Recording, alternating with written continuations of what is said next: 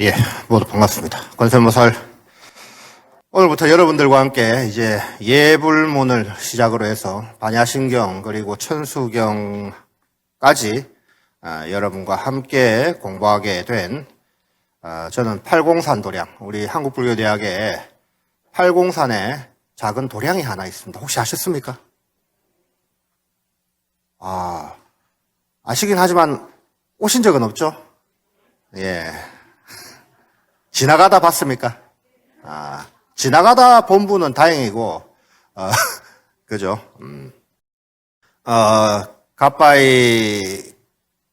아까바이죠. 아까바이 가는 길에, 오른쪽에 있는 아주 자그만한 도량이 있는데, 그러니까 우리 한국불교대학 대관음사 팔공산 도량입니다. 지금부터 한 15년 전에 우리 한국불교대학 대관음사에서 그 도량을, 인연에 따라, 이어받게 돼서 우리 불교대학 스님들이 거기서 지금까지 계속 기도 수행을 하고 있고, 저는 지금 이제 거기서 몇 년째인지는 기억이 잘 안 나는데 제법 오랫동안 기도하고 살고 있는, 본명은 대공이라고 합니다. 네. 오늘부터 이제 여러분들과 함께 예불문을 공부하게 됐습니다. 다른 도량에 계신 분들도 다 들리죠? 경산, 칠곡, 구미, 포항, 서울, 팔공산 도량. 예. 우리 팔공산 도량에서도 공부를 합니다. 인원은 좀 적지만, 오늘부터 공부할 예불문은, 비록 경전은 아닙니다. 경전은 아닌데, 불교의 중요한 내용들을, 짧은 문장이나마 그 안에 중요한 뜻들을 다 담고 있고, 또 어찌 보면은 우리가 불교에 입문했다, 불자가 되었다 하는 그 순간부터 끝까지 함께 하는 것이 바로 이 예불문이라 할 수 있습니다. 그래서 불자라면 반드시 이 예불문을 외워야 돼요. 사실 외워야 됩니다. 언제 어디서나 예불을 올릴 수 있게 이 예불문을 외우는 편이 좋고, 나 못 외우는데 안 되겠다 하시는 분들은 걱정 안 하셔도 됩니다. 요새는 뭐 휴대폰 검색만 하면 다 나와 있고, 또 조그마한 불자 수첩도 있고 법요집도 있고 해서 늘 지침만 하신다면 뭐 구태여 외우실 것까지는 없는데 외우면 좋고, 그리고 그 내용, 단순히 우리가 입으로 예불문을 외워서 하는 것도 중요하지만 그 내용에 대해서, 그 뜻에 대해서도 알면은 금상첨화겠죠. 금상첨화겠죠. 그래서 이 예불문, 오늘부터 공부를 할 텐데, 예불문을 공부하기 전에 이 예불문을 실제 우리가 지금 예불한다 생각하고 함께 한번 해보겠습니다. 예불문 공부가 끝나는 날까지 계속해서 예불문 공부하기 전에 예불문을 한번 우리가 직접 같이 해보고 그 다음에 공부를 해나가도록 하겠습니다.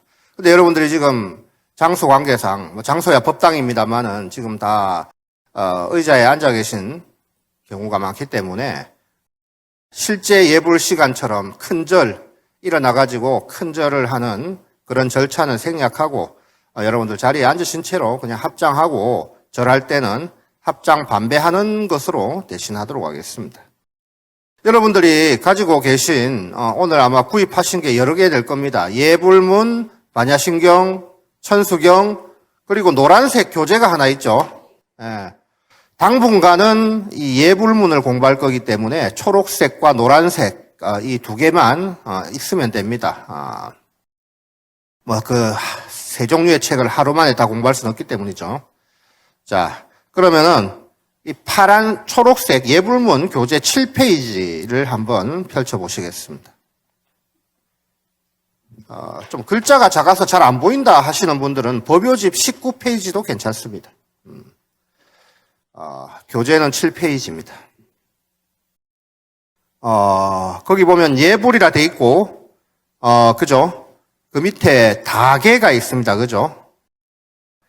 그리고 5분 향례가 있는데, 이 예불을 올리기 전에 먼저 올리는 의식이 다계 또는 5분 향례입니다. 다계는 언제 올리느냐? 여기 계시는 분들은 뭐 다들 아침부터 바쁘게 사시느라 절에서 새벽에 올리는 예불에 참석하기는 좀 어려우실 텐데, 새벽에 예불을 올릴 때는 이 다계를 먼저 합니다. 다계. 이 다가 차죠. 차를 올리는 개송이라는 뜻인데, 그러니까 이제 새벽에 딱 첫 예불을 할 때 부처님 전에 먼저 차 한 잔 올리고 예불을 시작하는 거다. 그래 보시면 되겠고, 그 다음에 그 밑에 5분 향례가 있는데, 새벽 예불을 제외한 그 나머지 시간에 예불을 올릴 때는 5분 향례를 합니다. 그래서 지금은 사실 어떤 걸 해야 됩니까? 다계를 해야 됩니까? 5분 향례를 해야 됩니까? 5분 향례, 그렇죠. 응용력이 좋으시네. 5분 향례를 해야 되는데, 우리가 다계도 공부를 해봐야 되기 때문에, 오늘 이 시간에는 다계를 한번 같이 하고, 그 다음에 바로 그 밑에 지심기명례로 들어가면서 같이 하면 되겠습니다. 자, 원래는 이 다계하고 5분 향례는 스님이, 예불하시는 스님이 홀로 이제 혼자 하는 부분인데, 우리들은 공부를 해야 되니까 한번 같이 제가 하면 여러분들도 같이 따라서 그냥 천천히 하시면 되겠습니다. 근데 이 제목은 읽지 않습니다. 이 다계, 5분 향례 할 때는 읽지 않습니다. 이런 건 나중에 가면 이제 다 익숙해질 겁니다. 그럼 한번 같이 해보죠.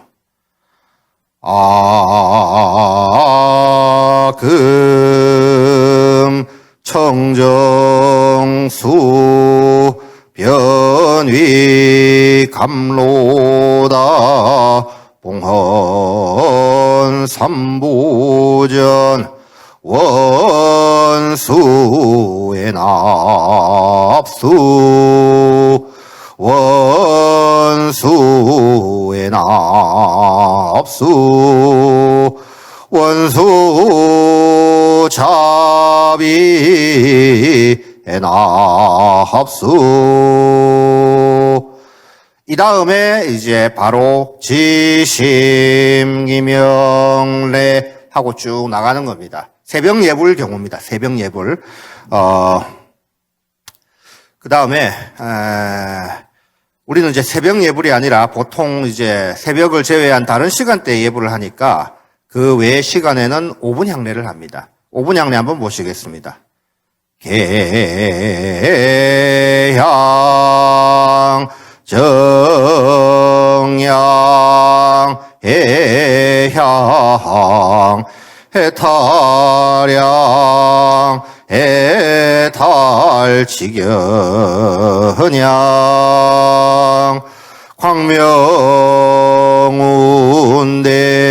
주변 법계 공양 시방 우량 불법승. 이 다음에 아침에는 차를 올린다 그랬죠. 새벽에는 차를 올리는데 차는 하루에 한 번 올리는 겁니다. 그죠? 그래서 그 다음에는 향을 올립니다. 그 외의 시간대는 향을 올리기 때문에 그 다음에 나오는 게 헌향진언입니다. 이 헌향진언 할 때 이 헌향진언은 읽어줘야 됩니다. 앞에 다계 5분 향례는 우리가 읽지 않았는데 헌향진언은 부처님께 향을 올립니다라는 뜻이기 때문에 헌향진언을 읽습니다. 그래서 무량불법승 하고 난 다음에 헌향진언 옴바라 도비야움 옴바라 도비야움 옴바라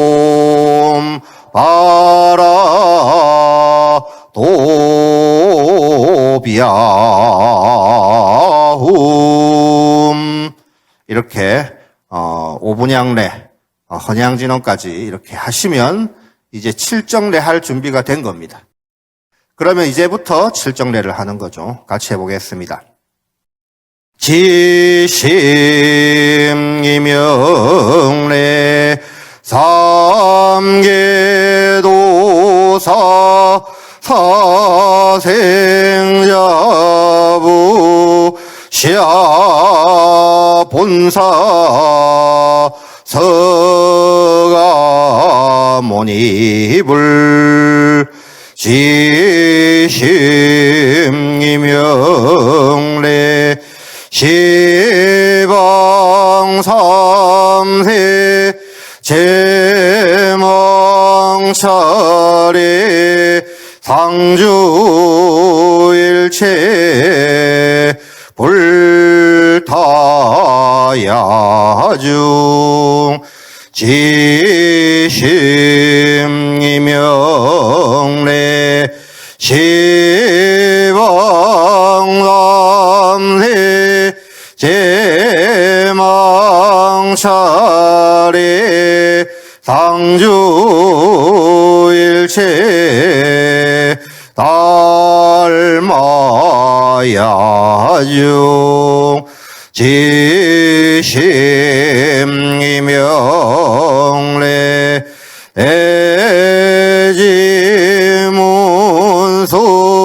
사리보살 대행보현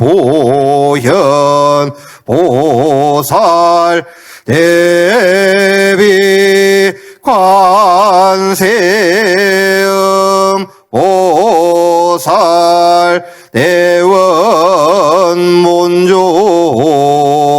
치장보살 마살 지심이명래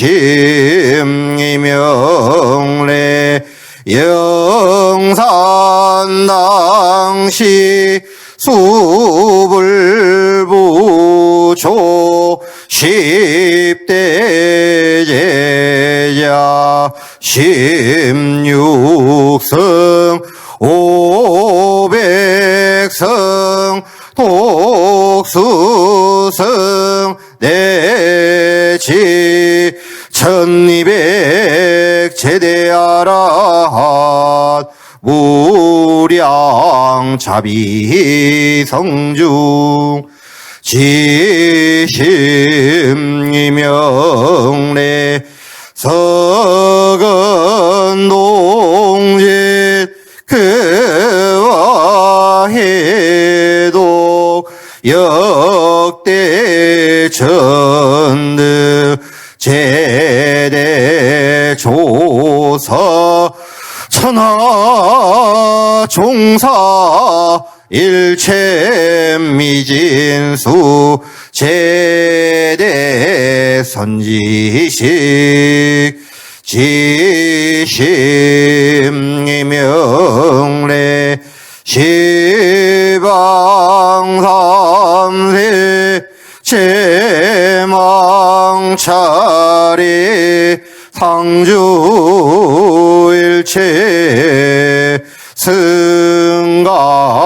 승가야중 유언무진 삼보 대자 대비 수화 정례 명훈과 비력 원공법계 제중생 자탈시 성불도. 예. 이렇게 하면 이제 예불문은 끝이 나는 겁니다. 이 뒤에 이어서 예불문이 끝났다고 해가지고 기도가 끝난 건 아니고 이 다음에 이어서 뭐 정근이 오든 발언문이 오든 여러 가지 경전 독송을 하든 더 오게 되는데 일단 우리는 예불문을 공부하는 게 목적이기 때문에 이 예불문 공부를 하겠습니다. 먼저 새벽 예불할 때 가장 먼저 독송하는 다계부터 알아보겠습니다. 7페이지 다계.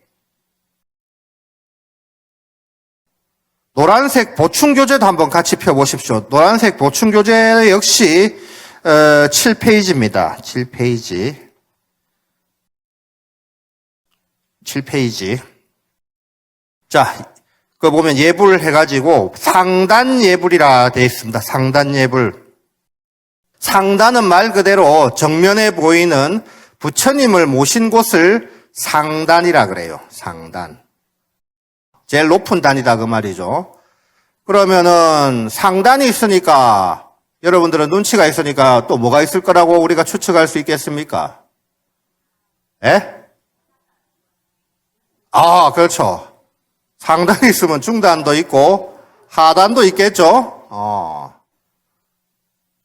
이 상 다음에 바로 하로 가시는 분들은 성격이 화끈하신 분들이네. 예.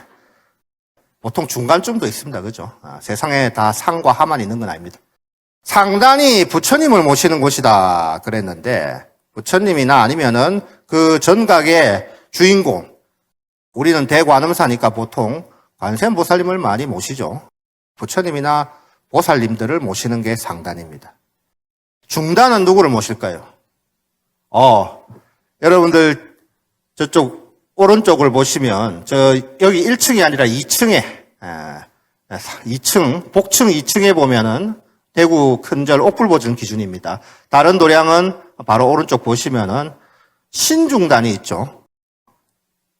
신중들을 모시는 게 중단입니다. 하단은 가면 누구를 모실까요? 여러분들 왼쪽에 있는 지금은 이제 백중기간도 아니고 해서 아무것도 없는데 대구 큰절 말씀입니다만은 다른 도량은 아마 이 위패들이 쪼로록 붙어 있을 겁니다. 영가님들을 모시는 곳이 바로 하단입니다. 그러니까 상중하 차례가 있다 그 말입니다. 부처님 모시고 신장들 모시고 그 다음에 영가를 모시는데 그래서 제일 먼저 올리는 게 바로 상단, 부처님 전에 올리는 게 상단 예불이라 이렇게 얘기를 하는 겁니다. 상단 예불이 있지 그럼 중단 예불도 있고 하단 예불도 있습니까? 있죠. 있는데 여러분들이 유념하셔야 될 것은 상단 건너뛰고 중단부터 해서는 안 되고 상단, 중단 건너뛰고 하단부터 해서는 된다, 안 된다? 왜 안 됩니까? 여러분들 집에하고 똑같이 생각하시면 됩니다. 가정하고. 다른 사람 집을 방문했는데 그 집안에 제일 어른 건너뛰고 중간 건너뛰고 애한테 먼저 인사하는 경우 있습니까? 아이고, 처음 뵙겠습니다. 그 집 애한테 가가지고 인사하고. 그런 경우는 없죠. 제일 먼저 그 집 주인, 어른한테 먼저 인사하고, 그 다음에 이제 그 집 자녀들이나, 또 그 다음에 손자들이나 이렇게 인사 차례차례로 하는 거 아니겠습니까? 똑같습니다. 절도. 제일 먼저, 제일 어른이신 부처님이나 보살님께 예불 올리고, 그 다음에 중단 예불, 하단 예불, 차례로 가는 겁니다. 차례가 있다. 그 말입니다. 자, 그래서 예불이라고 했는데, 예불은 이 예자가 뭡니까? 요새 우리가 예의가 없다 이런 말 많이 하는데 예라는 말은 예의입니다. 예의. 이걸 조금 이 예라는 글자를 조금 우리가 분석을 해보면은 내면의 마음을 겉으로 드러내는 게 예입니다.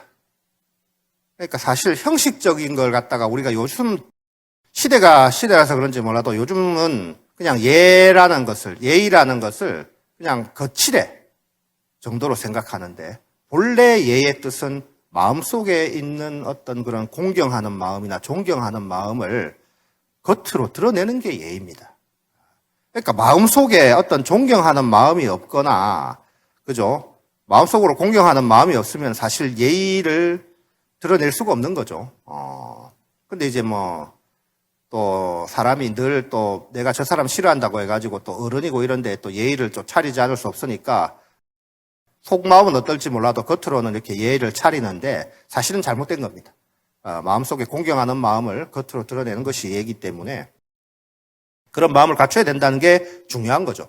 그러니까 겉으로 드러나는 행동보다는 일단 마음이 더 중요하다 그 뜻이 되겠습니다. 그러니까 우리가 부처님께 예의를 갖춘다, 예의를 올린다라고 하는 것은 부처님께 공경하는 마음이 있어야 된다 그 말입니다. 공경하는 마음이 더 중요하다. 근데 공경하는 마음만 있고 그걸 또 행동으로 드러내지 않는 것 그것도 문제죠. 그래서 우리가 예를 갖춘다는 것은 공경하는 마음을 행동으로 드러낸다. 그것이 예의 뜻입니다. 그래서 예불이라 하면 부처님을 공경하는 마음을 우리가 행동으로 형식으로 드러낸다. 이런 뜻이 되겠습니다. 자, 그 다음에 이제 다계를 보시겠습니다. 다계. 아침에 하는 게 다계라 그랬는데, 그 다계 보면은, 악음, 청정수, 변이감노다, 봉원삼보전, 원수의 납수, 원수, 자비, 엔합수라고 되어 있죠. 다계라는 말은 그 앞에 나와 있는 그 교재를 보시면은, 보충 교재 보시면 다계 옆에 한자로 다계라고 적혀 있어요. 이 다가 무슨 다자입니까? 차입니다, 예. 예, 차. 요새도 다방 있나요? 있긴 있어요. 원래 다방이라는 게 우리가 생각하던 그런 게 다방이 아니었습니다. 옛날에는 이게 관청이었어. 임금님께 차를 마련하던 어떤 그런 부서였는데, 그게 이제 지금 어떻게 시중으로 흘러 들어가가지고 저런 형태가 됐는데, 실제로 다방 가도 차는 안 팔죠. 보통 커피 팔고 그러죠. 다라는 것은 차를 말합니다. 차. 근데 새벽 예불 혹시 동참하신 분 있습니까? 새벽 예불. 새벽 예불 때 이렇게 부처님 전에 이렇게 노란 닭이 차 담는 그릇인데 거기에 어떤 차를 올리던가요? 잘 보셨습니까? 어떤 차를 올리던가요? 이 질문에 홀라당 넘어가면 안 돼. 왜? 차를 올리지 않습니다. 차를 안 올려요.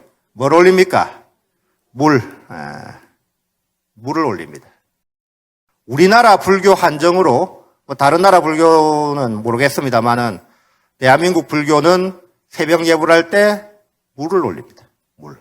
스님, 물 올려놓고 차를 하면 됩니까? 안 되죠. 근데, 다계의 내용을 보면서 우리가 그 이유를 알아보겠습니다. 그 밑에 직역이라 해놨죠. 직역 한번 읽어보겠습니다. 이제 제가 청정수를 감로의 차로 바꾸어 삼보전에 받들어 올리옵나니 원컨대 어여삐 받아주소서. 원컨대 어여삐 받아주소서. 원컨대 자비로서 어여삐 받아주소서입니다. 이걸 이제 의역, 뜻으로 이제 풀이한 내용이 그 바로 밑에 있습니다. 네모 안에. 그것도 한번 읽어보죠. 일심 청정수 감로다 삼아 삼보님께 올리오니 자비로이 거두소서. 첫 새벽, 이제 날이 바뀌어가지고 첫 새벽 예불을 올릴 때 부처님 전에 그냥 맹물을 올리기는 하지만 이 물이 달콤한 차로 여겨주시고 받아주십시오. 이런 내용입니다. 그러니까 물 올리면서 이 물을 차로 삼아서 받아주시고 이런 뜻이 되겠죠. 이래 보면은 스님들 그냥 새벽에 일어나셔가지고 차 한 잔 끓여가지고 부처님 전에 올리면 될 것을 왜 물을 올려놓고 차로 바꾸어서 어쩌고 저쩌고 이러십니까? 그럴 수도 있죠. 하시겠지만 부처님 전에 차를 올리는 것은 사실 중국 불교의 전통이라. 중국 불교의 전통입니다. 부처님 전에 차를 올린 거. 중국은 아직도 차를 올린다고 합니다. 왜 차를 올리겠습니까? 중국에서. 차의 종주국이니까. 중국 여행 해보신 분들은 알 겁니다. 중국에 가가지고 맹물을 그냥 벌컥벌컥 드셔도 됩니까? 안 됩니까? 물론 위장이 튼튼하고 비위가 좋은 분은 드셔도 되지. 근데 중국 물은 특히나 중국 산동이면은 뭐가 있습니까? 어떤 동네가 있습니까? 여기에 상동에 청도라는 동네가 있죠. 경상북도 청도가 아닙니다. 칭다오를 말하는 거죠. 여기서부터 해가지고 중국 북경을 거쳐서 큰 강을 따라가면 서쪽으로 쭉 가면 장안, 서안이라는 도시까지 가는데 시안. 이 큰 강의 이름이 뭐죠? 혹시 압니까? 황하입니다. 황하강인데 이 황자가 무슨 황자입니까? 누를 황자입니다. 누를 황. 그게 무슨 뜻이죠? 하는 물 하자고. 누를 황하가 무슨 뜻입니까? 노란 강이란 뜻이라. 노란 강. 왜 노랗습니까? 물이 노래요. 중국 사람들 물에 오염을 많이 시켰습니까? 오염이 아니라 중국의 이 서쪽부터 해가지고 여기가 전부 다 황토지대입니다. 흙이 황토라. 그러니까 물이 흘러내려도 그 황토를 머금고 흘러내리기 때문에 물이 노랗습니다. 그래갖고 이 황하강이 끝나는, 황하강이 바다와 합류하는 지역이 그 바다 이름이 뭡니까? 우리는 서해라고 하던데 황해라고 그래. 황해. 바다까지 노랗게 변한다 그 말입니다. 황토를 얼마나 끌고 내려오면. 그러니까 고대 중국 사람들이 가장 많이 살았던 곳이 이 황하강 유역입니다. 물이 황토 흙이고 물도 있으니까 농사 짓기가 얼마나 좋겠습니까? 그래서 이 지역에 사람들이 엄청나게 몰려 살았거든. 그래서 이 지역을 중원이라 그랬어. 중국 사람들은 중원. 여기가 바로 중원입니다. 황하강 유역이. 농사 짓기 좋고, 그죠? 다 좋은데 뭐가 안 좋습니까? 그렇죠. 물이 안 좋아. 농사 짓기에는 물이 좋은데 사람이 마시기에는 어때요? 물을 뜨면, 강물을 뜨면 노랗잖아. 1시간만 가만히 두면 위에 희끄무리한 물이 뜨고 밑으로는 노란 흙이 가라앉아요. 그 물을 어떻게 위에 것만 끓여서 먹어도 어떤 냄새가 난다? 흙 냄새가 난다. 물에서. 그러면은 물론 뭐 사람이 살아야 되니까 그 물이라도 마셔야 되겠지만 그래도 사람이 살기 위해서만 사는 건 아니지 않습니까? 뭔가 즐기기 위해서도 살고 물맛이 영 그러니까 어떻게 물맛을 좀 좋게 해봐야 되겠다. 그래가지고 물 안에 뭘 넣어서? 차를 넣어서. 뭐 돈 있는 사람들은 차를 넣고 없는 사람들은 그냥 풀을 넣는 거죠. 여러분들 중국 요리 하는 데 가면은 보통 화교, 우리나라에 와서 살고 있는 중국 사람들을 화교라 그러는데 화교들이 운영하는 중국집 가면은 딱 제일 먼저 가면 물이 나오는데 보통 우리나라 식당 가면 맹물 나오는데 중국 요리점 가면은 어떤 물이 나옵니까? 차가 많이 나와. 차가 많이 나와. 한국 사람들이 하는 중국 요리집은 그냥 물 나오는데 중국 사람들이 하는 뭐 전통적인 뭐 화교가 하는 중국 요리점 가면은 물 대신 차가 나오는데 그 차가 보통 자스민 차입니다. 자스민 차 약간 향이 나죠. 중국 사람들은 그렇게 문화가 그렇기 때문에 물을 안 내고 그렇게 차를 내는 겁니다. 이렇게 부처님 전에도 물이 이제 탁하고 흙 냄새가 나니까 흙맛도 나고 하니까 물을 갖다가 끓여서 차를 올리는 게 바로 중국의 문화입니다. 그러니까 이제 사람한테도 그렇게 올리는 거고 대접하는 거고 부처님 전에도 당연히 그렇게 대접을 하는 거죠. 근데 우리나라에서는 이렇게 안 한다 그 말입니다. 안 합니다. 왜? 한국은 물이 맑고 깨끗하기 때문입니다. 한국은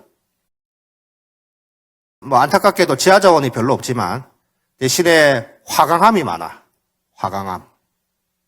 화강암이 뭐죠? 엄청나게 단단한 돌이 화강암인데 석굴암 부처님도 이 화강암으로 조성했죠.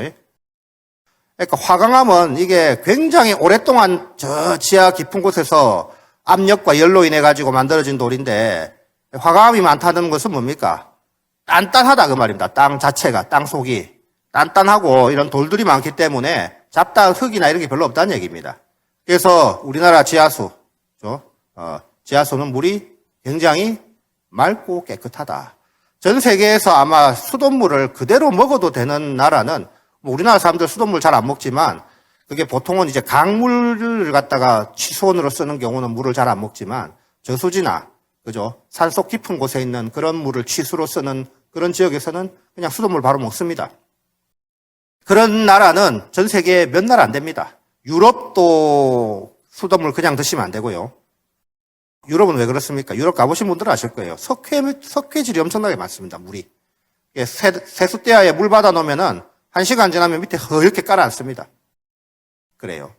그 다음에 미국도 마찬가지고, 물론 물 좋은 지역도 있겠지만 대부분이 그래요. 동남아시아도 그렇고, 인도는 말할 것도 없고, 인도는 그냥 허연 그냥 세뱃물인 줄 알았습니다, 저는. 그 정도라. 아니, 저는 뭐 호텔이나 이런 데 가니까 깨끗한 물 나오는데요. 그건 당연히 호텔에 정수기가 있으니까. 지하에 가면 정수 탱크가 있습니다. 그래가지고 물을 걸러 보내주니까 깨끗한 물이 나오는 거지. 실제 그 지역의 물은 상당히 깨끗하지가 않고 좀 탁해요. 그래서 우리나라에서는 물이 이렇게 좋은데 구태여 차로 끓일 게 있나. 물맛이 더 좋다 이 말이죠. 그래서 다개를 올리지만 그냥 물을 씁니다. 근데 이제 차를 올리는 까닭은 수질의 문제가 제일 크죠. 중국에서는 이제 물이 안 좋아가지고 이제 차를 올리는데 다른 이유도 있습니다. 보충교재 해설 2번을 보십시오. 2번. 왜 달을 올리는가? 차를 올리는가? 차를 왜 올리는가 해놨는데 물 해놨죠. 우리는 물을 올리는 거죠. 근데 그거 보면은 이제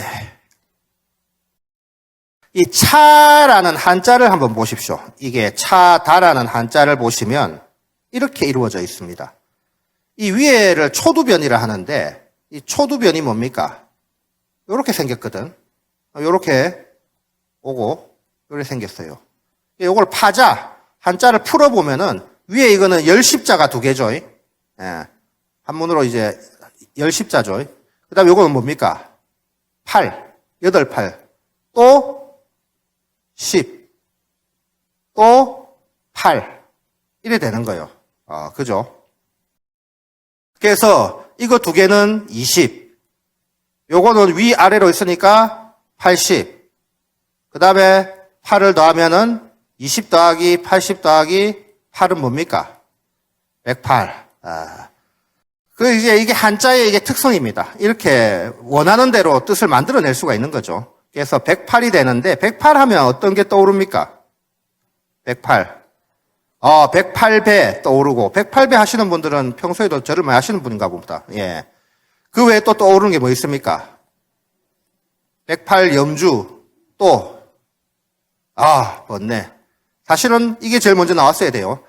108 번뇌를 뜻하는 겁니다. 그래서 108배도 있고 108 염주도 있는데 108배, 108 염주는 사실 우리나라 불교에서 이제 보통 많이 쓰는 말이고 전 세계 불교의 공통은 아닙니다. 하지만 108 번뇌는 전 세계 불교의 공통이라. 왜냐하면 불교 교리에 108 번뇌가 있기 때문입니다. 그래서 108이라는 뜻이 있기 때문에 이게 번뇌라고 보고 부처님 전에 차를 올리면서 이 108의 뜻이 숨어있는 이 차를 올리면서 108 번뇌라는 건 우리를 괴롭게 하는 망상이죠. 그런 망상이 다 이 예불 시간만큼이라도 사그라들기를, 없어지기를, 소멸하기를 바라는 마음이다. 그래서 첫 번째, 차를 올리는 까닭은 이제 물, 수질의 문제고, 두 번째는 번뇌 소멸, 108 번뇌 소멸을 위해서. 그리고 세 번째는 거기에 보면 정성이라 돼 있죠. 정성. 물을 그냥 올리는 것보다는 차를 올리는 편이 더 정성스럽죠. 근데 우리나라는 차보다 물이 더 좋으니까, 물이 깨끗하고 하니까 굳이 차를 끓여도 되지 않기 때문에 그냥 물을 올리는데, 또 물을 올린다고 해갖고 그 물이 정성이 없는 물은 아닙니다. 제일 먼저 받은 물을 갖다가 부처님 전에 올리는 거니까. 이렇게 물을 올리면서, 아금 청정수 변이감로다 하면서, 봉헌삼보전입니다. 봉헌삼보전. 받들 봉자죠. 그 다음에 드릴 헌자입니다. 받들어 올립니다. 받들어 드립니다. 그러면 정성스럽게 드립니다. 그 뜻이죠. 어디에? 삼보전에. 삼보전이 아까 말씀드린 바로 상단이고 부처님 전에 올린다. 그 말입니다. 근데 삼보라고 하면은 부처님뿐만 아니라 뭡니까?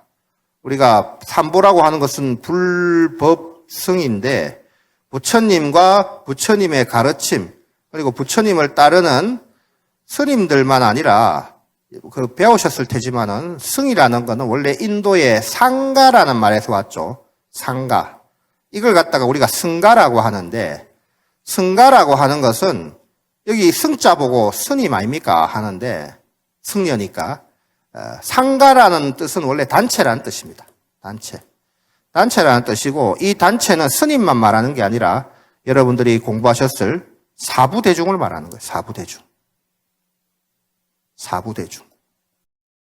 사부대중은 뭡니까? 불교를 구성하는 네 무리의 사람들을 사부대중이라 그래요.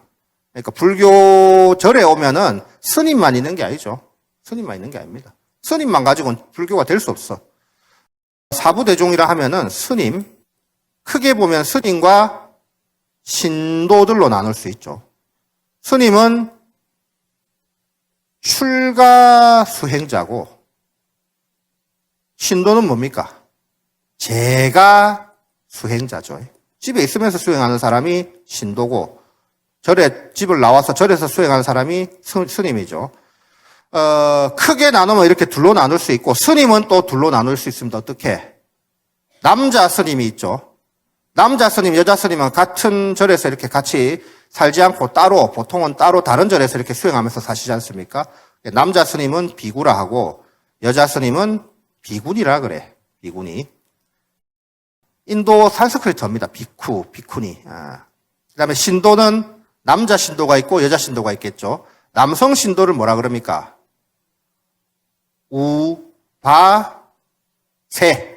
여성 신도는 우바이. 비구, 비구니, 우바세, 우바이를 사부대종이라는 겁니다. 이걸 갖다가 인도에서는 상가라고 했어요. 상가. 승가라 그랬다 그 말입니다.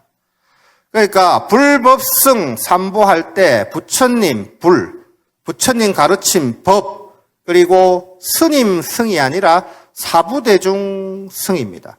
그러니까 불교의 보물은 스님만 삼보에 들어가는 게 아니라 여러분들도 삼보에 들어간다 그 말입니다. 제가 신도들도 삼보에 들어가는 거예요. 정확하게 말씀드리면. 그러니까 여러분들도 다 보물이라. 이 절에 와가지고 이렇게 스님과 부처님 앞에서 스님과 여러분들이 같이 이렇게 불교 공부를 하는 이 순간만큼은 우리는 다 삼보다 그 말입니다. 거룩한 삼보다.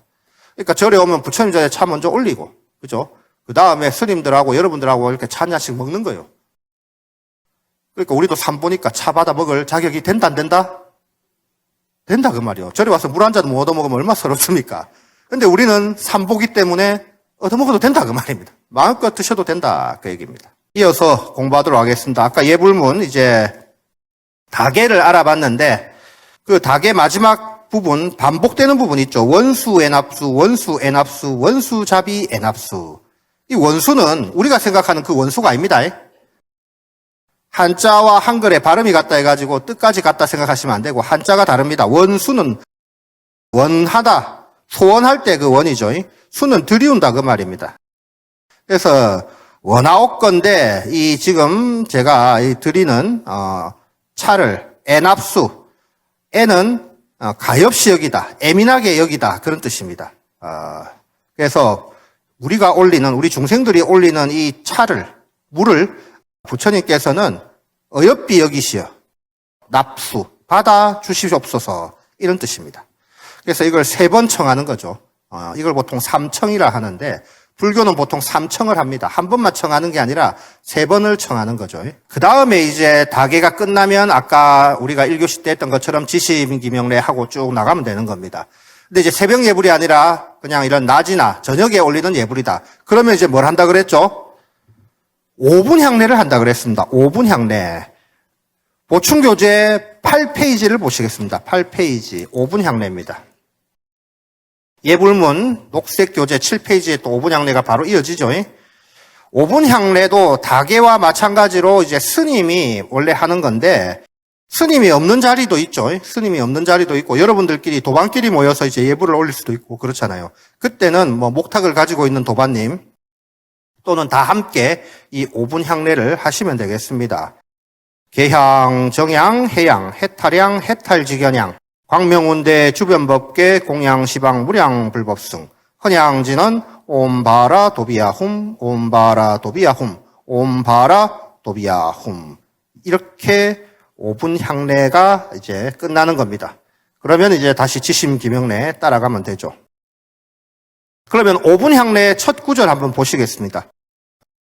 8페이지 교재 8페이지 보충교재 8페이지 저녁 5분 향례라 돼 있죠.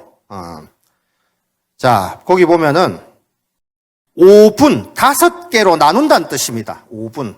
10분, 5분 할 때 그 5분이 아니고 5개로 나눈다는 뜻입니다. 5개로 나누어서 향을 올리고 예를 올린다. 그런 뜻이죠. 그래서 어떻게 5개로 나누느냐? 계향, 정향, 해향, 해탈향, 해탈직연향. 이렇게 5부분으로 나누기 때문에 5분 향례라 하는 겁니다. 우리말 뜻은 그 밑에 나오죠. 직역으로 된 거 한번 읽어보겠습니다.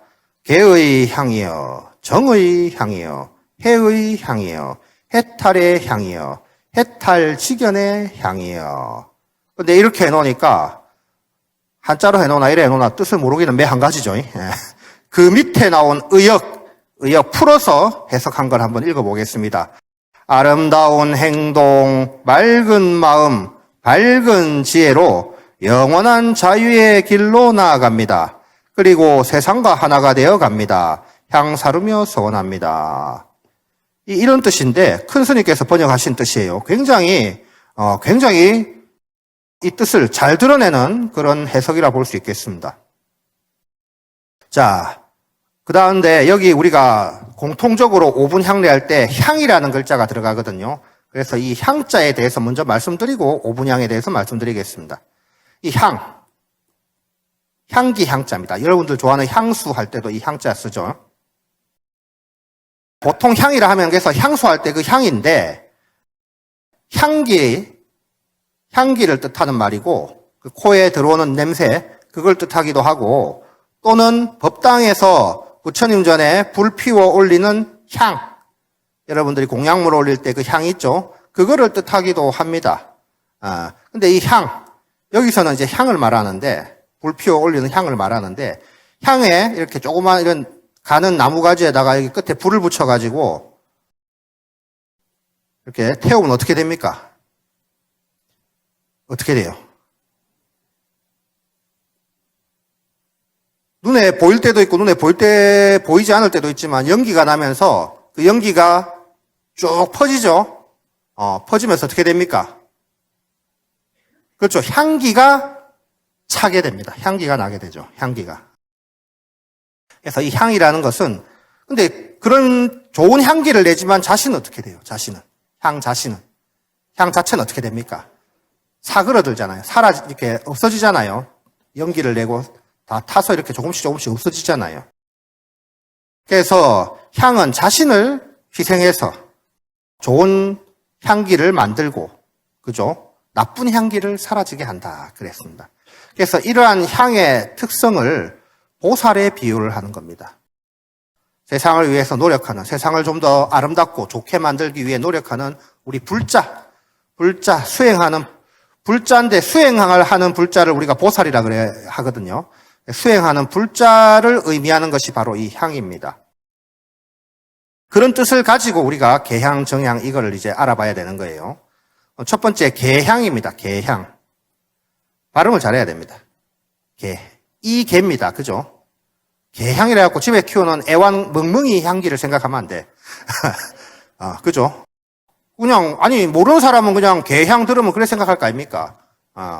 글자를 봐야 된다니까요. 글자, 그래서 우리 공부를 해야 되죠. 8페이지 네모칸에 들어있는 개향, 그 한자가 밑에 있는데 그 개자가 무슨 개자입니까? 이게 경계할 개자입니다. 원래 뜻은 경계할 개자인데, 불교에서는 계율이라고 말합니다. 계율.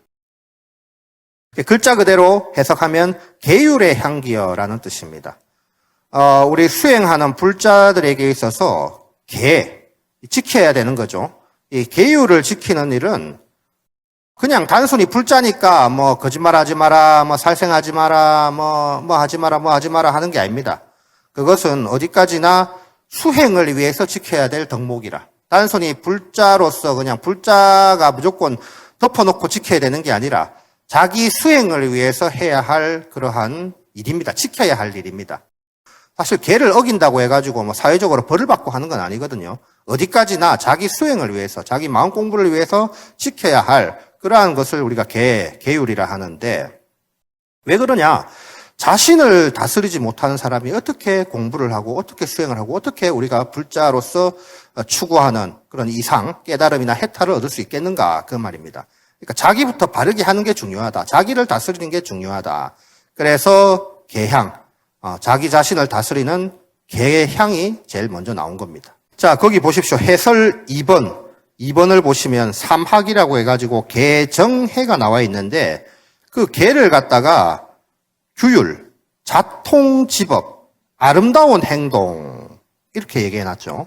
그리고 육조 스님이라고 이 스님께서는 재앙막작이라 이렇게 말씀을 하셨습니다. 재앙막작이란 게 뭐냐? 나쁜 일은 하지 않는 것. 재앙막작. 모든 나쁜 일들을 짓지 않는 것을 재앙막작이라 그래요. 자통지법이라는 것은 역지사지하고 똑같은 말입니다. 역지사지. 자통지법. 자기한테도 통하는 법입니다. 남한테도 통하는 게 아니라 자기한테도 통하는 법을 말하는 거예요. 그래서 계라는 것은 규율, 아름다운 행동, 그리고 나쁜 일을 하지 않는 것, 그리고 나와 남의 입장을 바꾸어서 생각해 보는 것. 그 말입니다. 그 다음에 두 번째, 정향. 정향. 이 정이라는 것은 선정을 말해요. 불교에서는 선정. 이 정이라는 것은 정할 정자인데 마음을 집중하는 것, 마음을 편안하게 다스리는 것, 마음을 고요하게 하는 것을 정이라 그럽니다. 몸을 바르게 했으면 그 다음에는 마음을 바르게 한다. 그 말입니다. 마음을 바르게 한다. 그죠? 오충교재를 보면은 정을 뭐라 그랬습니까? 맑은 마음, 선정, 이래 해놨죠. 육조 스님께서는 자정기심이라 그랬습니다. 스스로 그 마음을 깨끗하게 하는 것을 자정기심이라 그래요. 정. 그리고 기도, 참선. 이게 실제 수행으로 따진다면 기도하고 참선하는 게 마음을 맑히는 일이 되겠죠. 그러니까 이제 몸을 바르게 했으면 다음에는 마음을 바르게 하는 겁니다. 그죠? 세 번째, 해향. 해는 지혜 해자입니다. 지혜. 지혜의 향기여 이렇게 해석할 수 있겠는데 해는 말 그대로 지혜죠. 근데 이 지혜라는 것은 어떻게? 그냥 거저 얻는 게 아닙니다. 그냥 지혜를 주십시오 해가지고 얻어지는 게 아니라 앞서 나와 있는 계, 몸을 바르게 하고 그 다음 정, 마음을 바르게 하고 거기서 해, 지혜가 깃드는 겁니다. 이걸 어떻게 비유를 하느냐? 개라는 것은 그릇입니다. 그릇. 그릇으로 비유를 해요. 정은 안에 담긴 물로 비유를 합니다. 그리고 해는 그 물이 고요해져서 고요한 물, 평평한 물에 달이 비치는 것에 비유합니다. 그러니까 그릇이 물을 담으려면 어떻게 해야 돼요? 그릇이 깨진 그릇에 물을 담을 수 있습니까? 안 되죠. 그러니까 그릇을 완전하게 흠없이 만드는 것을 계율, 자신을 지키는, 그죠? 바르게 하는, 몸을 바르게 하는 것을 계라고 비유하는 겁니다. 완전한 그릇이 되는 거죠. 물을 담을 수 있는. 그러니까 계율을 지키지 않고 자기 몸을 함부로 굴리고 막 몸을 상하게 하고 이러면은 그릇이 깨졌다 그러는 거예요. 거기에는 물을 담을 수가 없습니다. 그래서 몸을 바르게 해서 완전한 그릇, 물을 담을 수 있는 그릇으로 만드는 것을 이제 계율이라는 것이고. 그럼 이 완전한 그릇에 물을 담았는데 정은 마음이라 했죠. 물이 마음인 겁니다. 근데 마음이 막 번뇌롭고 망상이 가득하고 온갖 근심 걱정이 가득하면 어때요? 고요한 마음이 안 되겠죠? 물로 비유하자면은 그릇 속에 물이 가만히 있어야 되는데 막 흔들리는 거야, 물이. 물이 흔들리면 그 표면에 달이 비칠 수 있겠습니까? 달이 비추지 못한다 그 말입니다. 그래서 물을 고요하게 만드는 것, 마음을 고요하게 만드는 것을 정이라 하는 거죠. 그러면은 완전한 그릇 속에 물이 이렇게 차가지고 물이 고요하게 평평하게 있으면 비로소 여기에 달이 뜨면 달이 비치는 거 아닙니까? 그래서 몸이 바르고 마음이 바라야 지혜가 깃든다. 이렇게 얘기하는 겁니다. 사실 그렇지 않습니까? 여러분들 몸이 편찮고 아프고, 그죠? 어디 좋아하는 요새 여러분들 좋아하는 놀이가 뭡니까? 몸으로 하는 파크 골프 그런 건가? 요새도 많이 치러 다니십니까? 하여튼 그런 거 하는 동안에는 거기에만 마음이 집중이 되잖아요. 마음은 거기 따라가는 거거든. 거기에 지혜가 깃들 수는 없죠. 불교적으로 말하는 지혜가 깃들 수가 없는 겁니다. 또 몸은 고요한데 몸은 또 편안하고 어디 운동하고 이런 걸 안 해가지고 몸은 고요한데 마음이 또 근심 걱정, 집에 가스불을 켜놓고 왔는지 이불 속에 어쩌고저쩌고 이런 거 그런 걸 걱정하면은 또 몸은 법당에 앉아 있어도 마음이 집에 가 있으면 거기에도 지혜가 깃들 수가 없는 거예요. 몸과 마음이 둘 다 고요해야 거기에 비로소 지혜가 깃든다 그 말입니다. 자, 그 다음에 이제 개정해가 나왔는데 그 다음이 해탈입니다. 그러니까 해탈, 우리가 근심 걱정, 두려움, 공포, 우리를 괴롭히는 모든 번뇌와 고통에서 벗어나기 위해서는 개정해가 필요하다 그 얘기입니다. 우리 몸을 바르게 하고 몸을 바르게 해서 지혜가 깃들어야 비로소 그 지혜로서 이 세상의 모든 번뇌와 근심걱정거리들을 넘어설 수 있다는 얘기입니다. 그게 이제 해탈이죠. 해탈향은 이제 얻어지는 겁니다. 개정의 다음으로. 해탈하면 이제 이건 나의 해탈인 거죠. 나는 이제 편해졌어. 지혜를 얻어서 나는 편해졌는데 나만 편해지면 됩니까? 그러면은 그거는 이제 우리가 소승이라고 부르는 아주 개인적인 불교가 되는 거죠. 불교는 소승을 넘어서 대승으로 가고자 하는 게 아니겠습니까? 그러니까 나뿐만 아니라 모든 이의 해탈을 위해서 해탈 직연이 있는 겁니다. 해탈의 지혜를 사람들에게 보여주는 겁니다. 그래서 해탈 직연향이 마지막에 오는 거죠. 자, 그래서 이 5분 향내에 나오는 개향, 정향, 해향, 해탈향, 해탈직연향은 부처님 전에 예불 올리기 전에 향을 하나 딱 꽂고 사르면서 마음속으로 기원하는 겁니다. 제가 부처님 말씀대로 바르게 행동하고 바른 마음으로 바른 지혜를 얻어서 바르게 해탈을 하고 세상 사람들을 바르게 제도하겠습니다. 이런 뜻입니다. 간단하게 생각하면. 거기 보면은 이제 의역한 거에 그런 뜻 아닙니까? 아름다운 행동과 맑은 마음, 밝은 지혜로 영원한 자유의 길, 해탈의 길이겠죠. 그리고 세상과 하나가 된다는 건 뭡니까? 세상 사람들을 나와 같이 해탈의 길로 인도하겠다. 그런 뜻이죠. 그러면서 이제 향사르며 서원합니다. 이런 의미로 우리가 생각하시면 되겠습니다. 그 다음에 9페이지로 넘어가겠습니다. 보충교재 9페이지. 9페이지 보면 뭡니까? 이제 5분 향내의 다음 구절입니다. 광명운대 주변법계 공양 시방 무량 불법승이라. 그 직역하면 뭡니까? 광명의 구름대 법계에 두루하며 시방의 무량한 불법승께 공양합니다. 광명운대라는 것을 광명의 구름대 이렇게 직역을 했는데 해설 1번을 보십시오. 해설 1번을 보면은 광명, 진리의 광명, 지혜의 광명 이렇게 뜻하는 말이고 운대는 뭡니까? 운대는 구름이 넓고 평평한 모양으로 펼쳐진 모습을 뜻하는 말이에요. 사실은 여러분들이 등산을 해보신 적이 다들 있겠지만 새벽에 야간 산행을 하거나 새벽에 산행을 하면 아침에 이제 해가 뜰 때 보면은 높은 산 올라가면은 밑에 막 구름이 쫙 그냥 여러분들 안방에 깔린 이불처럼 쫙 펼쳐져 있는 그런 모습을 본 적이 있을 겁니다. 그런 모습을 운대라 그래요. 운대. 구름에 탁 구름이 그냥 평평하게 펼쳐져 있는 운해 이렇게 생각하시면 되겠죠. 그래서 광명운대, 광명은 지혜라 그랬잖아요. 지혜가 운대, 구름처럼 쫙 펴졌다는 것은 이 지혜가 세상을 쫙 덮는다. 이렇게 생각하시면 되겠습니다. 지혜로 이 세상을 다 덮어준다. 주변 법계라. 주변 법계는 우리 주변에 있는 모든 법계는 이 세상 전부를 말합니다. 불교에서 법계라고 하는 것은 우주, 삼라만상, 우리가 알고 있는 모든 그 세계를 법계라 그래요. 쉽게 말하면 법으로 이루어진 세계거든. 이때 말하는 법이라는 것은 과학 이론이 아니라 현실 생활의 민법, 삼법, 형법 이런 법이 아니라 연기법을 말하는 거예요. 연기법으로 이루어진 세계를 법계라 그러는데 이 우주 전체가 연기법으로 이루어진 세계죠. 안 그렇습니까? 가장 작은 원자부터 가장 큰 우리가 알고 있는 가장 큰 별이 태양인데 태양도 있고 더 큰 별도 있겠지만 원자나 태양이나 그죠? 가장 작은 원자나 엄청나게 큰 태양이나 똑같이 연기법에 의해서 이루어져 있는 뭡니까? 서로 다른 것들이 의지해서 이루어져 있는 임시로 이루어져 있는 것들이기 때문에 이 작은 가장 극소의 세계부터 극대의 세계까지 전부 다 통하는 이치가 바로 이 연기법입니다. 그러니까 법계라고 하는 것은 연기법으로 이루어진 세계를 말하는 거예요. 사실 이 우주 전체를 말하는 겁니다.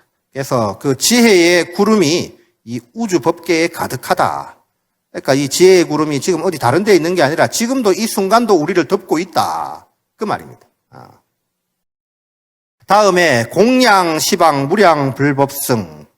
이거는 무슨 뜻이냐 하면 시방의 무량한 불법성께 공양합니다. 이렇게 해석을 합니다. 시방이라는 것은 그 한자를 보시면은 사실은 10방입니다. 10가지 방향을 말하는 거예요. 10방. 근데 10방 하니까 발음이 힘들잖아. 불교는 발음 힘든 걸 별로 안 좋아하기 때문에 그래서 시방이라고 이렇게 읽는 겁니다. 그래서 방향적으로 보면 동서남북 상하 6방에다가 동서 사이에 각각 방위 사이에 방향을 더해가지고 4가지 방향을 더해서 시방이라고 하는데 이 시방이라는 것은 바로 공간, 무량한 공간을 얘기하는 겁니다. 모든 공간을 이야기하는 거죠. 모든 방향이니까 모든 공간을 이야기하는 것이고 무량이라는 것은 수죠. 한량 없다는 겁니다. 이 량자가 셀 량자인데 셀 수 없다 그 말입니다. 셀 수 없는 불법성, 부처님과 부처님 가르침과 부처님을 따르는 제자들께 공양을 올립니다. 이런 뜻입니다. 공양을 올립니다. 공양이란 건 뭐냐? 공양이란 말은 우리가 절에 오면은 점심 식사라 하지 않고 점심 공양이라 그러죠. 공양이란 말. 혹시 공양이란 뜻을 생각해 보신 적 있습니까? 점심 공양 드시면서, 절에서 공양 드시면서 이게 무슨 뜻일까? 왜 식사라 하지 않고 공양이라 할까? 그 한자를 보면은 공자 있죠. 그 네모칸에 보면 공자 있고 양자 있죠. 공자가 이게 무슨 공자입니까? 이바지할 공자입니다. 그리고 양자는 기를 양자입니다. 그러니까 무언가를 기르는데 이바지하는 게 공양이라. 뭔가를 기르는데 이바지하는 게 공양이라. 그죠? 무엇을 기르는데 이바지하는 거죠? 지금 여러분들 점심 식사라고 합시다. 점심 식사를 드시면서 무엇을 기르고 있습니까? 뱃살을 기릅니까? 몸을 기르는 것? 물론 몸을 기르는 것도 공양이긴 하죠. 우리는 이제 근데 여러분들 나이로 봐서는 이제 더 이상 잘할 건 없는 것 같은데. 성장기는 지났잖아요. 우리 성장기에 있는 아이들이나 기르는 거지. 여러분들 기른다 해봤자 몸무게밖에 저도 해당되는 얘기입니다만은 그렇잖아요. 과연 그것만을 위해서 육신을 기르기 위해서만 우리가 공양이라고 표현을 할까? 그죠? 그럴 것 같으면 절에서 공양이라는 말 안 쓰죠. 뭘 기르는 겁니까? 그렇죠. 지혜 좋습니다. 불성을 기르기 위해서입니다. 부처님의 성품을 기르기 위해서 공양한다. 그러니까 무엇을 기르는데 이바지하느냐, 이 밥을 먹는 게, 절에서 밥을 먹는 게 무엇을 기르는데 이바지하는 것이냐? 우리의 몸이 아니라, 몸은 집에서도 먹는 밥으로 충분한 거죠. 절에서 먹는 것은 바로 우리의 지혜, 불성을 기르는데 이바지하기 위해서 이 공양을 먹는 것이다. 그래서 공양이라는 불교만의 이런 독특한 표현을 쓰는 겁니다. 먹는 거 하나도 허투루 먹을 것이 아니라 내 불성을 기르고 지혜를 기른다. 이런 생각으로 드시기 위해서 이렇게 공양이라는 표현을 쓰는 거죠. 근데 공양이라는 게 밥이라는 말도 있지만 우리가 먹는 밥도 공양이라고 하는데 또 불교에서는 또 한 가지 뜻으로만 쓰이는 게 아니거든. 또 어떤 뜻이 있습니까? 공양이. 여러분들 절에 오면은 보통 쌀, 향, 초, 또 뭐 있습니까? 과일, 물, 또 꽃. 여러분들 혹시 부처님 오신 날이나 행사 때 육법공양 이거 보신 적 있습니까? 육법공양. 육법공양이라는 것은 6가지 공양물을 부처님 전에 올리는 게 육법공양이라 그래요. 부처님 전에 뭘 먼저 올립니까? 향, 초, 과일, 꽃, 차, 쌀 이렇게 올리는 게 육법공양인데 이 공양을 올린다고 하는데 이때 공양을 올릴 때 부처님께 이걸 드시라고 올리는 건 아닙니다. 그죠? 부처님께 올리는 게 아니라 부처님이 드시라고 올리는 게 아니라 이 공양을 올리는 우리들의 불심, 불성을 기르기 위해서 이 공양을 올리는 거예요. 사실은. 그죠? 그러니까 공양이라는 것은 내가 직접 먹는 것도 공양이지만 또 부처님께 다른 사람에게 부처님뿐만 아니라 다른 사람에게 공양을 올리는 것도 어찌 보면 나의 불성을 기르고 불심을 기르고 지혜를 기르는 일이기 때문에 공양이라 이렇게 표현을 한다 그 말입니다. 그리고 공양은 이런 물질적 눈에 보이는 물질에만 한정된 게 아닙니다. 보충교재 해설 3번을 보십시오. 거기 보면은 한자 개송이 있고 그 옆에 한글로 해석이 있는데 야 너무 우리 수준을 그죠 잘 알고 있다 그죠 큰 스님께서 우리 불자님들 수준 높은 거 알고 한글 음을 안 달아놨네. 한글 음을 안 달아놨어. 근데 뭐 우리 엘리트 불자니까 다 읽을 수 있겠죠? 한번 읽어보겠습니다. 첫 줄부터 면상무진 공양구 그 다음 밑에 구리무진 토묘향 그 다음에 심내무진 시진보 무염 무착 즉 진상이라. 무구무염 즉 진상. 무구무염 무구무염 즉 진상입니다. 이게 개송마다 약간 한자가 다르긴 한데 어떤 데는 무염 무착이라 된 개송도 있고 어떤 데는 지금 보시는 것처럼 무구무염 이렇게 된 데도 있습니다. 뭐 한자는 나중에 여러분들이 인터넷 검색해서 찾아보시면 다 나와 있고 이 개송 뜻 그 밑에 개송은 또 다른 개송이에요. 그래서 일단 처음 네 구절로 된 개송만 한번 그 뜻을 읽어보겠습니다. 성안내는 그 얼굴이 참다운 공양구요 부드러운 말 한마디 미묘한 향이로다. 깨끗해 티가 없는 진실한 그 마음이 언제나 한결같은 부처님 마음일세. 한번 들어보신 것 같지 않습니까? 전체는 모르겠는데 성안내는 그 얼굴이 참다운 공양구요. 어디서 들어보셨죠? 어디서 들어봤습니까? 듣기는 들었는데 맞습니다. 뭐 대부분 다 그래요. 사실은 지금 한자 우리가 방금 읽은 한자와 이 해석 사이에는 좀 상당한 차이가 있습니다. 의역이다 그 말이죠. 뜻으로 이제 해석을 한 거고 그러니까 직역 한자 그대로 해석하면 면상무진이라 했으니까 면상은 얼굴을 말하는 거죠. 얼굴에 화가 없으면 공양구다. 그 말입니다. 구리무진 토묘향 말 가운데 입 가운데죠 사실 말이 아니라 구는 입이니까 입 가운데 입 속에 무진 화가 없으면 묘한 향기를 내뱉는 것이다. 이런 뜻이죠. 한자 그대로 하면. 그다음 심내무진 시진보라 마음속에 화가 없으면 진기한 보물이다. 그 말이죠. 진기한 보물이다. 그리고 무구무염 때가 없고 오염이 없으면 이것이 곧 진실한 상이다. 진실합니다. 항상 진실한 것이다.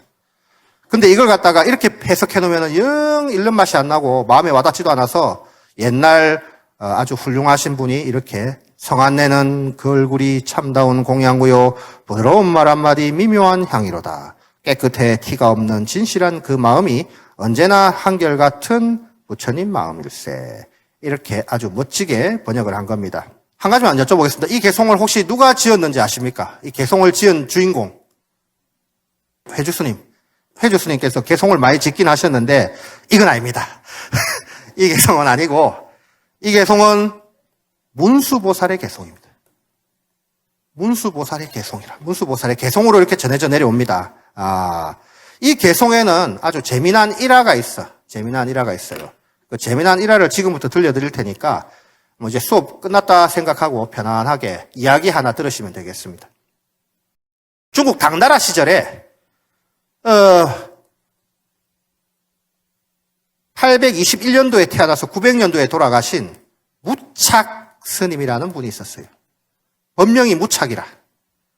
무착은 없을 무자에 집착할 착자라. 아무데도 달라붙지 않는다. 아무데도 집착하지 않는다. 이런 뜻이겠죠. 법명입니다. 법명인데 무착이라는 스님이 계셨는데 7살에 출가를 했습니다. 7살에 출가를 했고 옛날 7살에 출가한 게 혹시 진짜로 발심해서 출가했겠습니까? 옛날에는 다 형편이 어려워서 집안에 장남만 남기고 둘째, 셋째는 절에 보내주면 다행이다. 어디 남의 집에 노비로 보내고 막 그랬거든. 그 뭐 옛날 일이죠. 뭐 천몇백 년 전 일인데 뭐. 예. 무착스님은 다행히 절로 보내졌어. 절로 보내져가지고 어린 나이에 출가해서 계율도 공부하고 불교 공부도 하고 했는데 공부하다 보니까 스님한테 소원이 하나 생긴 거야. 소원. 어떤 소원이 생겼느냐? 공부하다 보니까 뭐가 잘 안 되거든. 이 불교 공부가 워낙 방대하고 힘드니까 나에게도 문수보살님처럼 지혜가 있으면 이 공부 쉽게 할 텐데 문수보살님을 한번 친견해서 나도 지혜를 한번 얻고 싶다. 그래서 평생의 소원이 문수보살을 한번 친견하는 것, 직접 만나 뵙는 게 이 무착스님의 소원이었어요. 중국에는 전설이 있죠. 한국에도 전설이 있습니다. 문수보살님 어디에 계실까요? 혹시 문수보살님 어디 계신지 주소아시는 분 있습니까? 사는 곳. 어디 사십니까? 들어보셨을 텐데 코끼리가 주소라. 혹시 오대산 들어보셨습니까? 오대산. 우리나라 오대산 어디 있죠? 강원도가 억수로 큰데 오대산이 강원도 평창에 있죠. 평창에 오대산이 있는데 오대산이 우리나라에만 있을까요? 오대산 중국에도 있습니다. 중국에도 오대산이 있고 일본에도 있습니다. 다 있어. 불교를 믿는 나라는 다 있어, 오대산은.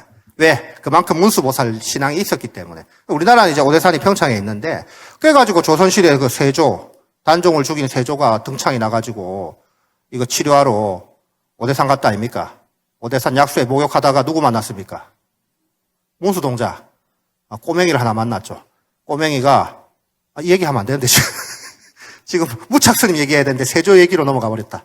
아무튼 세조가 그래갖고 등에, 꿈에 자기 형수가 나왔어. 단종의 어머니죠.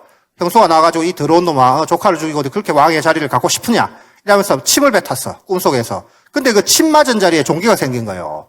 안 낫는 거야. 그래갖고 세조가 너무 힘들어가지고 오대산, 전국의 약수는 다 찾아갑니다. 그래서 마지막으로 찾아간 곳이 오대산인데 개울가에 가가지고 이제 너무 등이 가려워가지고 개울가에서 이제 등목을 하고 싶은데 이렇게 앉아가지고 등목을 하는데 손이 닿습니까? 안 닿아. 그래 누가 와가지고 등 좀 밀어줬으면 좋겠는데 하는데 저 옆에 보니까 웬 꼬맹이가 하나 지나가는 거야. 그래갖고 세조가 부릅니다. 야 꼬맹아 일로 와봐라. 꼬맹이가 예 하면서 와. 와가지고 내 등 좀 밀어다오. 꼬맹이가 알겠습니다 하면서 이제 등을 밀어줍니다. 그래서 근데 걱정이 되는 거야. 왜냐하면 아무리 옷을 벗고 있지만 이 머리에 상투 튼 거 하고 옆에 벗어놓은 옷이 임금님이거든. 꼬맹이한테 당부를 합니다. 이 세조가 뭐 자격지심이지. 야 꼬맹아, 예, 너 어디 가가지고 임금님 등 밀어줬다는 얘기하면 안 된다. 주의를 줬어. 그랬더니 꼬맹이가 뭐라고 했습니까? 아이고 알겠습니다. 임금님이나 어디 가가지고 문수동자가 등 밀어줬다는 얘기 하시면 안 됩니다. 그래. 세조가 놀라가지고 깜짝 뒤를 돌아보니까 있습니까? 없습니까? 없어. 사라져버렸어. 그러니까 세조가 내가 눈이 있어도 성인을 알아보지 못했다. 그래가지고 이제 이게 다 나았거든. 이 동자가 밀어주고 난 다음에. 그래가지고 너무나 감사해가지고 문수동자한테 문수보살에게 너무 감사해가지고 오대사에다 뭘 짓습니까? 상원사를 짓습니다. 상원사에 가보면 뭐가 있어요? 문수보살상이 있어. 근데 문수보살상이 하나가 있는 게 아니라 두 개가 있습니다. 하나는 우리가 그냥 평소에 절에서 보는 금빛 찬란한 문수보살. 또 하나는 뭡니까? 세조가 직접 친견한 머리를 딴 동자 모습의 문수보살. 두 분이 같이 있어. 그래갖고 세조가 너무나 감동을 해가지고 감격을 하고 그래가지고 그 상원사를 지으면서 상원사 스님들한테 통 크게 여기서 보이는 땅은 다 드리겠습니다. 여기서 눈에 보이는 땅은 다 상원사 거. 근데 그 땅을 다 줬다니까. 상원사 주변에 지금 그 땅이 지금 800만 평이 넘어요. 물론 다 산입니다. 산이고 또 뭐로 묶였다? 국립공원으로 묶였다. 국립공원으로 묶였기 때문에 아무것도 안 된다. 사실. 아무것도 할 수가 없다. 어쨌든 세조는 문수보살을 친견해서 병을 낳았죠. 제가 근데 이 얘기 하려고 한 게 아닌데 무착스님 얘기를 해야 되는데 어쨌든 무착스님도 문수보살을 친견하기 위해서 어디로 갔다? 어디로 갔겠습니까? 오대산으로 갔어. 근데 이 오대산은 평창 오대산이 아니고 중국의 오대산입니다. 중국 오대산으로 갔는데 뭐 간다고 바로 만나겠어요? 세조는 운이 좋았던 거예요. 근데 이 무착스님은 운이 없었는지 문수보살은 바로 못 만나고 백일기도에 들어갔어요. 백일기도 하다가 이제, 백일기도하면 누가 먹을 것 갖다 줍니까? 그래가지고 기도하는 도중에 양식 떨어지면 이제 밑에까지 가가지고 탁발을 하러 이제 내려갔는데 탁발하다가 어느 날 올라가는데 한 노인을 만났어요, 노인을. 나이 드신 노인. 스님처럼 보이기도 하고 그냥 노인처럼 보이기도 하고 그런 노인을 만나가지고 노인 따라 쭉 가다가 심심하니까 말을 걸었어요. 어르신께서는 이 오대산에 사십니까? 이래 물었더니 노인이 그 무착스님을 돌아보면서 스님은 어디서 왔습니까? 도로 질문을 하는 거예요.